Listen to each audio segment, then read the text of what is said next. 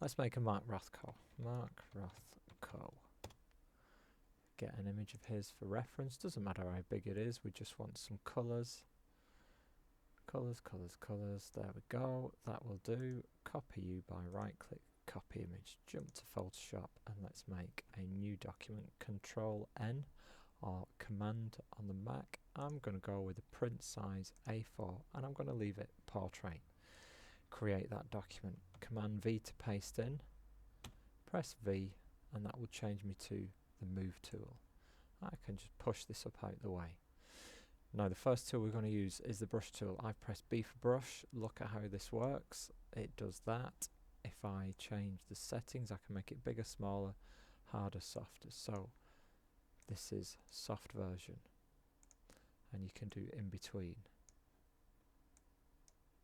Alright, another thing we can change is the shape. Let's drag this out and I can look at general brushes. That's what they look like. Dry media.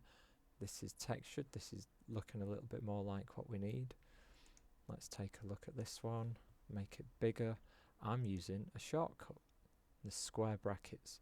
So left or open square brackets makes your brush smaller. The right or closed square brackets makes your brush larger.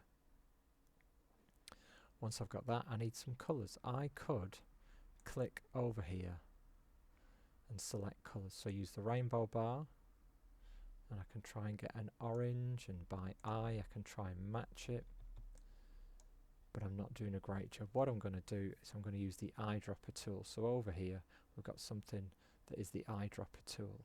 So although we spell eyedropper with an E, you can press the letter I and you get your eyedropper.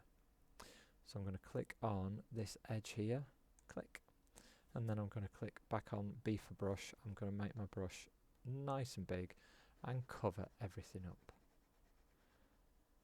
Alright, those of you paying attention will have noticed I've just painted over my example. So I've just done another Control or Command V to paste in again.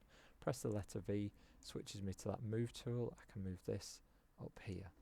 Now I'm going to go back down to this layer. So I'm going to paint onto that layer, not the layer that is my Mark Rothko.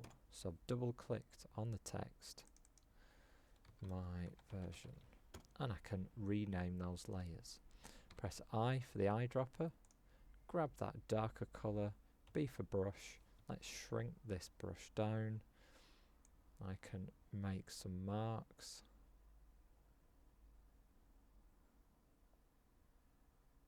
And then I can fill that in.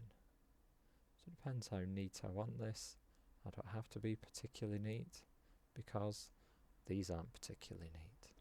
And I can fill it in. I to sample the colour, B for brush. Let's try a different brush. What do they look like? How about this one? Yeah, that might be a little bit better. Let's make it larger. It's more of a spongy looking brush. Fill in. Round I go. And I get a version of a Rothko. And the more I would do that, the better it would look. And that's kind of it. I for eyedropper, sample the yellow, B for brush, those square brackets to shrink it down a little bit, get some yellow at the top. And that's the very first set of tools in Photoshop. Well done.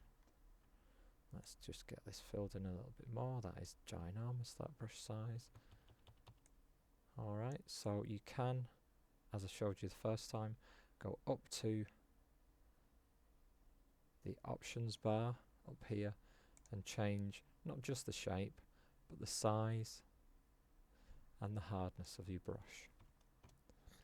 Alright, or you can try and work quicker from the beginning by using the shortcuts.